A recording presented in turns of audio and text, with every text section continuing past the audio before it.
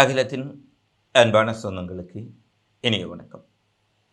மீண்டும் காலையினூடாக சந்தித்திருக்கின்றோம். காசாவில் முதலாங்கட்ட போர் நிறுத்தம் ஒரு மாதம் நிறைவடைந்துள்ள சூழ்நிலையில் இரண்டாம் கட்ட நடவடிக்கைகள் குறித்து அமெரிக்காவினுடைய விசேட தூதுவர் விட்காஃப் மற்றும் அமெரிக்க அதிபர் டொனால்ட் ட்ரம்பினுடைய மருமகர் குஷ்னர் ஆகியோர் ஆஸ்திரேலிய பிரதமருடன் பேச்சுவார்த்தை நடத்தியிருப்பதாக செய்திகள் வெளியாக இருக்கின்றன. ஈரான் இஸ்ரேல் இடையே மீண்டும் எந்த நேரத்திலும் ஒரு போர் வெடிக்கலாம் என்றும் அது தொடர்பில் இஸ்ரேலை அதிர வைக்கும் வகையில் அமெரிக்காவினுடைய உளவுத்துறைகளை மேற்கோள் காட்டி அமெரிக்காவின் முக்கியமான நாளிதழ் நியூயார்க் டைம்ஸ் என்று ஒரு அதிரடியான செய்தியை வெளியிட்டிருக்கின்றார்கள். சிரிய ஜனாதிபதி அல் ஜலானி சிரியாவை அமெரிக்காவுக்கும் இஸ்ரேலுக்கும் எழுதி கொடுத்து விட்டாரா என்று கேட்கும் அளவுக்கு அவருடைய நடவடிக்கைகள் குறித்து பெரும் விமர்சனங்கள் தற்போது எழுந்திருக்கின்றன. இந்த சூழலில் காசா பிராந்தியத்திலும் உலகிலும் என்ன விடயங்கள் எல்லாம் நடைபெற்றிருக்கின்றது என்பது குறித்து பிந்தைய நிலவரங்களை இந்த காணொலியில் விரிவாக பார்க்கலாம். காசாவில் முதலாம் கட்ட போர் நிறுத்தம் ஒரு மாதம் நிறைவடைந்துள்ள சூழ்நிலையில் போர் நிறுத்தம் அமலில் இருந்தாலும் கூட இஸ்ரேல் இந்த காலப்பகுதியில் 274 பாலஸ்தீனர்களை கொண்டு குவித்து விட்டார்கள். 700க்கும் மேற்பட்டவர்களை காயப்படுத்தி விட்டார்கள். சொன்னதைப் போல அங்கு உதவி வழங்கக்கூடிய லாரிகளும் முழுமையாக சென்றடையவில்லை. இந்த குறைபாடுகள் எல்லாம் முதலாம் கட்டத்தில் இருக்கின்ற பொழுது அவற்றை நிவர்த்தி செய்வது அல்லது அதற்கு இஸ்ரேலுக்கு வலியுறுத்தல் கொடுப்பதில் அமெரிக்காவும் சரி மத்தியஸ்த நாடுகளும் சரி பெரிதாக முனைப்பு காட்டவில்லை என்பதுதான் கவலைக்குரிய விடயம். முதலாம் கட்டத்தை இஸ்ரேல் சரியான முறையில் நிறைவேற்றாத சூழ்நிலையில் இரண்டாம் கட்ட பணை கைதிகள் விடுதலை ஒப்பந்தத்தின் பின்னர் நடைபெறக்கூடிய விடயங்கள் குறித்து தற்போது ட்ரம்பினுடைய தூதர் விட்காஃப், ட்ரம்பினுடைய மருமகன் குஷ்னர் ஆகியோர் முக்கியமான பேச்சுவார்த்தைகளை நெதன்யாகுவுடன் நடத்தியிருக்கின்றார்கள் என்றும் நேற்றைய தினம் இஸ்ரேல் பிரதமருடன் நடத்தப்பட்ட பேச்சுவார்த்தையில் குறிப்பாக சர்வதேச படையை காசாவில் நிறுவுவது மற்றும் ஹமாஸ் தனது ஆயுதங்களை கைவிடுவதற்கான அழைப்புகளை பலமுறை நிராகரித்த போதும் அந்த விடயம் குறித்தும் நெதன்யாகு அலுவலகம் அமெரிக்க பிரதிநிதிகளுடன் பேசியிருக்கின்றார்கள். குறிப்பாக இந்த காசாவில் நிர்வகிக்கப் போகும் அல்லது பாதுகாப்புக்காக வரப்போகும் சர்வதேச படையில் எந்த நாடுகள் இருக்கப் போகின்றார்கள் என்பது இன்னமும் தெளிவாக இல்லை. எகிப்து, ஜோர்டான், துருக்கி, சவுதி அரேபியா, எமிரேட்ஸ், அமெரிக்கா ஆகிய நாடுகள் இருக்கலாம் என்று முதலில் கூறப்பட்டது. பின்னர் இதில் அமெரிக்க படைகள் இல்லை என்று சொல்லி கூறப்பட்டது. இறுதியில் துருக்கி படைகள் காசாவில் நிலைநிறுத்தப்படுவதை நாங்கள் ஒருபோதும் ஏற்றுக்கொள்ள மாட்டோம், துருக்கி காலனி காசாவில் இருக்காது என்று நெதன்யாகு நிர்வாகம் மீண்டும் உறுதிப்படுத்தி இருக்கின்றார்கள். ஆனால் துருக்கி அரசினுடைய செய்தி குறிப்புகளிலோ காசாவில் பணியாற்றுவதற்கு 2000 சிறப்பு இராணுவ படைகள் தயார் நிலையில் இருப்பதாக தெரிவித்தார்கள். எனவே துருக்கி படைகள் காசா அமைதி படையில் அல்லது காசா சர்வதேச படையில் உள்ளே செல்வார்களா என்பது மிகப்பெரிய கேள்வியாக இருக்கின்றது. ஆனால் ஆஸ்திரேலிய அரசும் நெதன்யாகு அலுவலகமும் துருக்கி படைகள் இங்கே களமிறங்க மாட்டார்கள் என்பதை திட்டவட்டமாக தெரிவித்துள்ளார்கள். துருக்கியினுடைய பேச்சுக்கள் எல்லாமே மிக பெரிய அளவில் இஸ்ரேலை எதிர்ப்பதைப் போலவும் தங்கள் படைகளை அனுப்பி காசா மக்களை பாதுகாப்பதைப் போலவும் இருந்தாலும் துருக்கியினுடைய வெளிப்படைத்தன்மை கூட இந்த இடத்தில் மிகப்பெரிய கேள்விக்குட்படுத்தப்பட்டிருக்கின்றது. ஏனெனில் துருக்கி நெதன்யாகு உட்பட 36 அரசு அதிகாரிகளுக்கு கைது வாரண்ட் பிறப்பித்திருந்தார்கள். சர்வதேச குற்றவியல் நீதிமன்றம் ICC பிறப்பித்த கைது வாரண்டுக்கே மதிப்பில்லாத போது துருக்கி கைது வாரண்டை பிறப்பித்து அதை மிக பெரிய அளவில் உலகளவில் அறிவிப்பாக வெளியிட்டிருந்தார்கள். அதனால் ஆகப்போவது ஒன்றுமில்லை.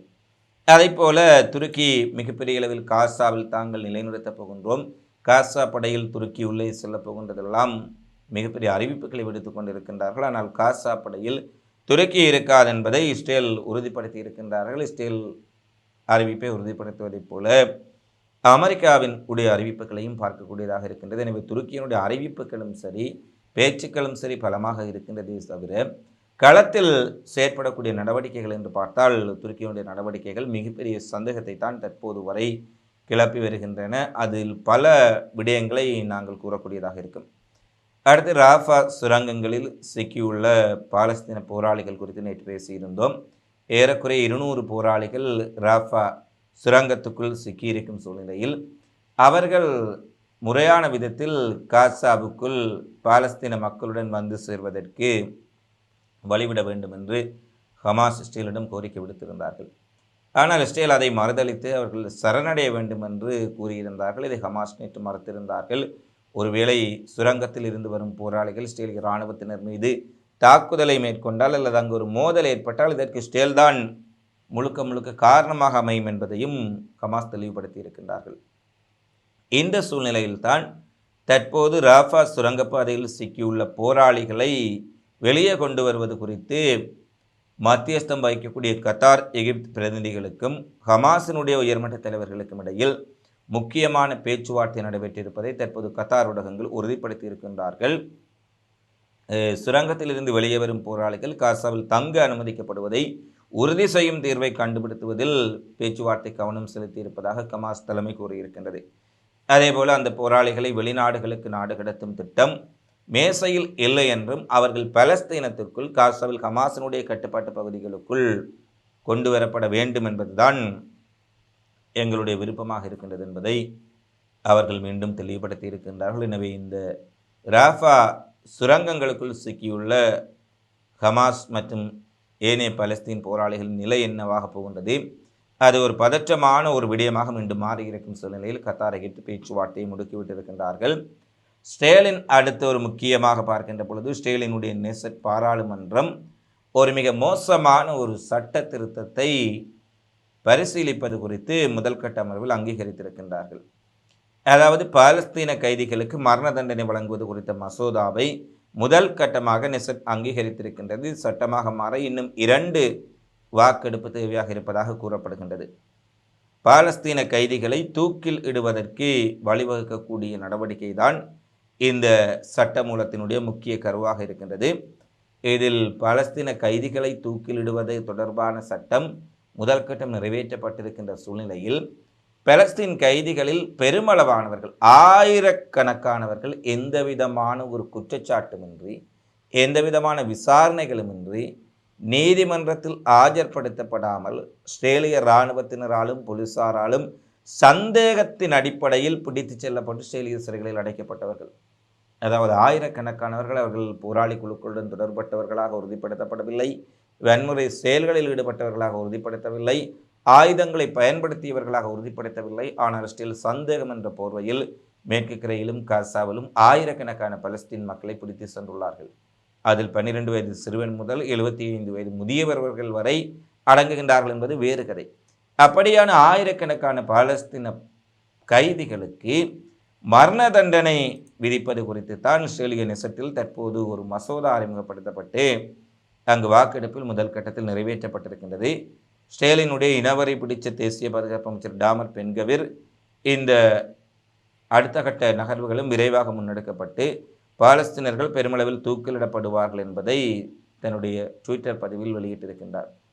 அப்பாவி மக்களை பிடித்து சென்று அவர்கள் மீது குற்றச்சாட்டுகளின்றி வழக்குகள் பதிவு செய்யாமல் சிறையில் அடைத்து சித்திரவதை செய்து அவர்களை தூக்கிலிடுவதற்கு அந்த நாடாளுமன்றமே சட்டமூலம் நிறைவேற்றுகின்றது என்றால் அங்கு நெதன்யாகு மட்டுமல்ல, ஒட்டுமொத்த இஸ்ரேல் நாட்டின் மீதும் நாடாளுமன்றத்தினுடைய நிலைப்பாடு எவ்வாறு இருக்கின்றது, அவர்கள் எவ்வாறான கொடூரமான எண்ணத்துடன் பலஸ்தீன் மக்களை அணுகுகின்றார்கள் என்பதை இந்த சட்ட திருத்தங்களுக்கான வாக்களிப்புகளே சாட்சி கூறுகின்றன.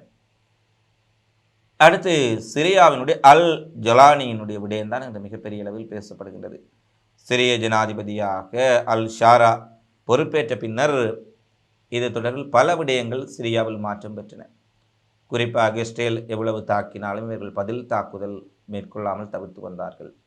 பாலஸ்தீன போராளிகளுக்கு ஆதரவாக ஹிஸ்புல்லாக்களுக்கு சென்ற ஆயுதங்களோ ஏனைய ஹமாஸ் இஸ்லாமிய ஜிகாத்துக்கு ஆதரவான இயக்கங்களோ அவசரமாக தடை செய்யப்பட்டார்கள். ஜலானியினுடைய உத்தரவின் பேரில் அவர்கள் வெளியேற்றப்பட்டார்கள். பாலஸ்தீன சகோதரத்துவ இயக்கங்கள் வேகமாக அகற்றப்பட்டன. இஸ்ரேல் அமெரிக்காவுக்கு எதிரான குழுக்கள் மீது இவர்கள் தாக்குதலை நடத்தினார்கள். இவ்வாறான சம்பவங்கள் எல்லாம் மிகப்பெரிய அளவில் இவர்கள் இஸ்ரேல் அமெரிக்காவினுடைய ஒரு கைப்பிள்ளைகளாகத்தான் ஆட்சிக்கு வந்தார்கள் என்பதை நாங்கள் பல காணொளிகளில் பேசியிருந்தோம். அவர்களுடைய பேச்சுக்கள், நடைமுறைகள், எவ்வளவு தாக்குதல்களை இஸ்ரேல் நடத்திய போதும் பதில் தாக்குதல் நடத்தாமல் அமைதி காத்த விடயங்கள் எல்லாம் பெரும் சந்தேகத்தை ஏற்படுத்தியிருந்தன. இந்த நிலையில் அமெரிக்காவின் வெள்ளை மாளிகை கலைக்கப்பட்ட அல் ஷாரா அங்கு அமெரிக்காவினுடைய இராணுவ தளபதிகள், பென்டகன் உயர் அதிகாரிகள், CIA உளவு பிரிவினுடைய அதிகாரிகளுடன் சாகவாசமாக, அதாவது எவ்வாறு ஒரு நீண்ட நாள் நெருங்கிய நண்பர்கள் பேச்சுவார்த்தை நடத்துவார்களோ, அளவலாவுவார்களோ, அதே போன்ற ஒரு சம்பாஷணையை அமெரிக்காவுக்குள் மேற்கொண்டிருப்பது தான் மிகப்பெரிய சந்தேகங்களை எழுப்பியிருக்கின்றது. ஏனெனில் அமெரிக்காவினுடைய அல்-கைடா அமைப்பு, இவர் இருந்ததாக கூறக்கூடிய ISIS அமைப்புகள் எல்லாம் மிகப்பெரிய அளவில் அமெரிக்காவால் பயங்கரவாத அமைப்புகளாக பிரகடனப்படுத்தப்பட்டு தடை செய்யப்பட்டிருந்தன. ஆனால் இந்த அல்-கைடாவையும் சரி ISIS அமைப்புகளையும் உருவாக்கியது அமெரிக்காவின் உளவுத்துறையே தான். இஸ்லாமிய நாடுகளுக்கிடையில் மோதலை ஏற்படுத்தி தங்களுக்கு பிடிக்காத நாடுகளை உட்கட்சி மோதல்கள் ஊடாகவே அல்லது உள்ளக யுத்தத்தை ஏற்படுத்துவதனூடாக அளிப்பது தான் அமெரிக்காவின் நோக்கமாக இருந்தது. IS அமைப்பினுடைய நடவடிக்கைகள், அவர்களுடைய செயற்பாடுகளை நன்கு தொடர்ச்சியாக பார்ப்பவர்களுக்கு இது நன்றாக தெரியும். ஏனெனில் ஈரான் எல்லையில், ஈரான் பாகிஸ்தான் எல்லையில் ISIS அமைப்பு முற்றாக அளிக்கப்பட்ட போது ஈரானின் புரட்சிகர காவலர் படையின் தளபதி காசிம் சொலைமானி இதை தெளிவாக குறிப்பிட்டிருந்தார். ISIS அமைப்பு என்பது இஸ்லாமிய நாடுகளுக்கிடையில், முஸ்லீம் நாடுகளுக்கிடையில் மோதலை ஏற்படுத்தி அவர்களுக்குள்ளேயே அழிவு ஏற்படுத்துவதற்காக அமெரிக்க நிதியுதவியில் இஸ்ரேலினுடைய ஆதரவுடன் இங்கு மத்திய கிழக்கு முழுவதும் விதைக்கப்பட்ட ஒரு நச்சு செடி. இதை பிடுங்கி எறிய வேண்டும் என்று காசிம் சொலைமானி பல தடவை குறிப்பிட்டிருந்தார். அதேபோல் ஈரானுடைய முன்னாள் ஜனாதிபதி கெலிவத்தில் உயிரிழந்த இப்ராஹிம் ரைஸை கூட இதே கருத்தை பல தடவை வலியுறுத்தியிருந்தார். அதேபோல் இந்த அல்-கைடா ISIS அமைப்புகளை ஈரான் எல்லையில் அழிப்பதிலும் இந்த ஈரானிய படைகள் மிகப்பெரிய பங்கை வகித்திருந்தார்கள்.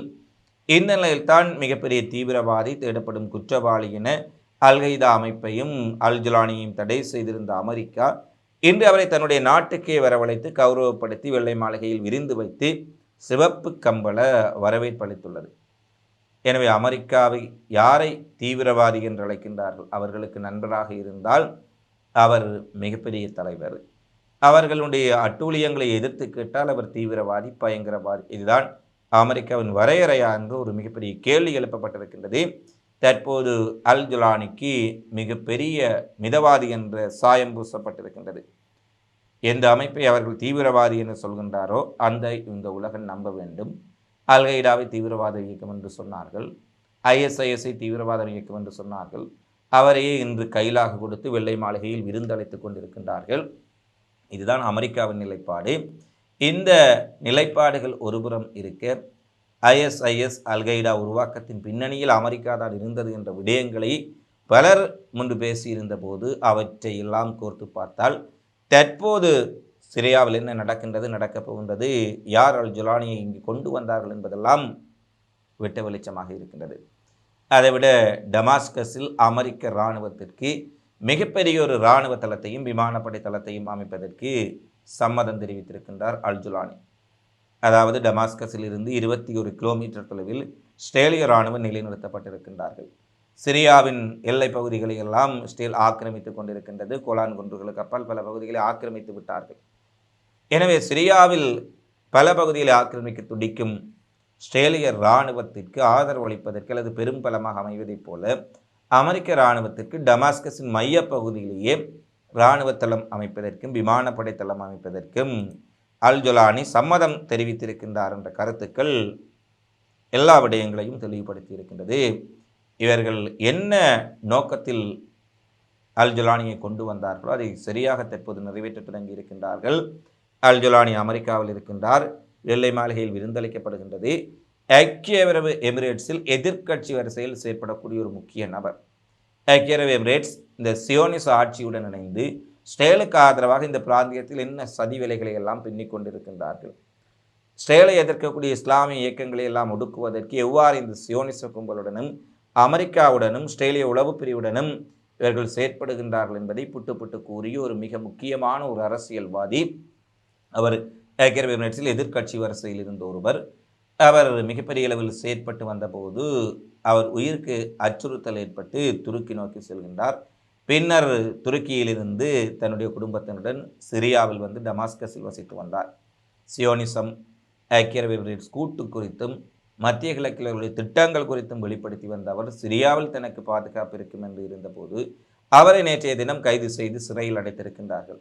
அல்-ஜுலானியின் உத்தரவின் பேரில் இந்த சிறை அடைப்பு நடந்திருப்பதாக தற்போது செய்திகள் வெளியாக இருக்கின்றன. எனவே தன்னுடைய கையை வைத்தே தன்னுடைய கண்ணை குத்துவதைப் போல சிரியாவை வைத்தே அல்-ஜுலானியை வைத்தே அருகாமையில் இருக்கக்கூடிய நாடுகளுக்கும் தங்களுடைய ஆஸ்திரேலிய ஆதரவு நிலைப்பாட்டிற்கும் மிகப்பெரிய ஒரு பலத்தை சேர்க்கின்ற நடவடிக்கையை அமெரிக்கா ஆரம்பித்து விட்டார்கள். அல்-ஜுலானியும் அவர்களுடைய அற்ப சொற்ப சலுகைகளுக்காக சிரியாவை அமெரிக்க இஸ்ரேலிடம் அடகு வைத்து இருக்கின்றார்கள் என்பதுதான் தற்போதுள்ள நிலைப்பாடாக இருக்கின்றது. தொடர்ச்சியாக அதை பார்க்கின்ற பொழுது சிரியாவில் என்ன மாற்றங்கள் எல்லாம் நடைபெறப் போகின்றது என்பதை நீங்கள் அடுத்து வரும் காலங்களில் பார்க்கின்ற பொழுது தற்போது நாங்கள் சொல்லும் விடயங்கள் தெளிவாக புரியும்.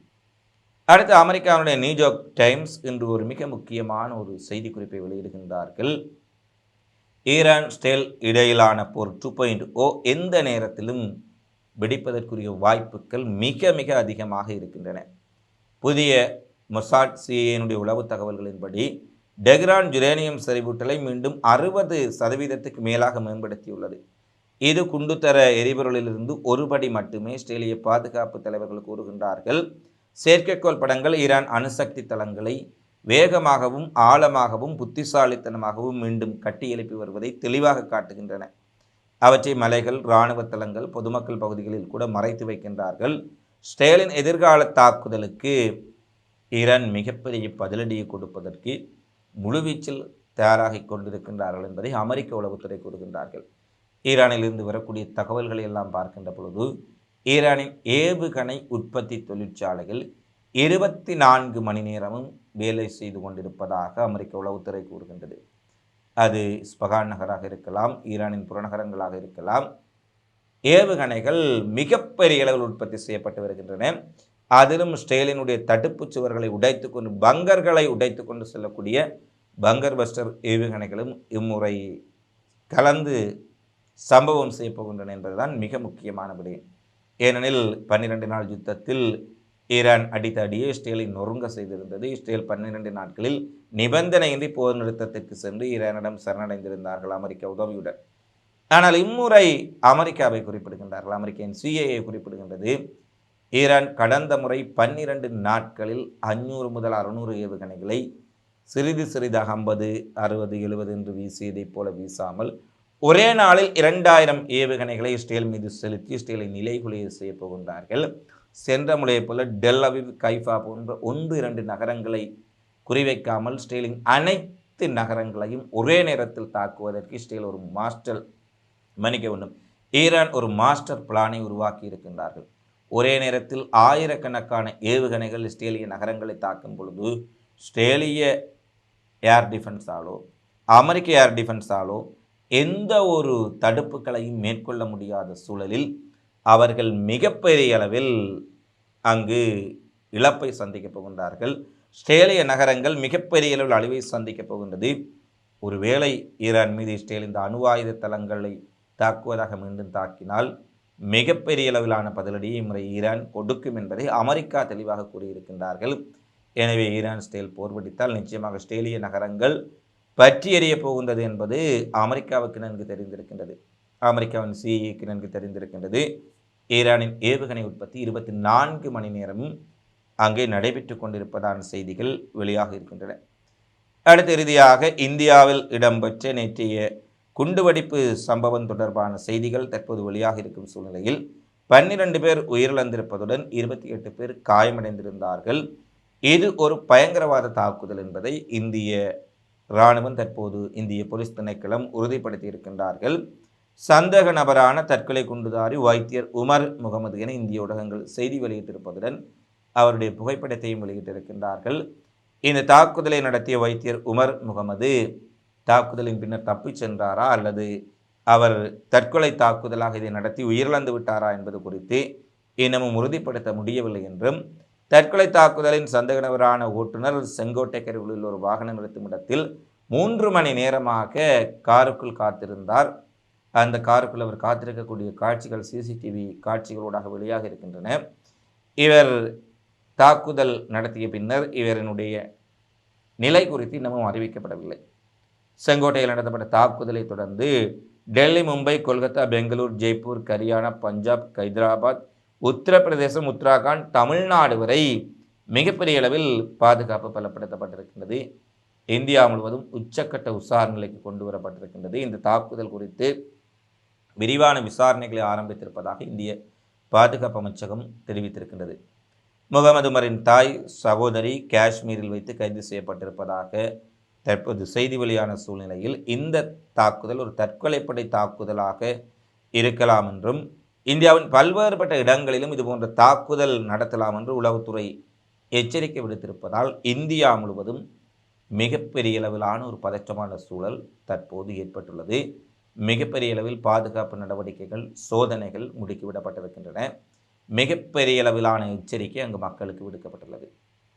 இவைதான் இன்றைய நாளில் வெளியான மிக முக்கியமான செய்திகளாக நிகழ்வுகளாக பதிவாக இருக்கின்றன.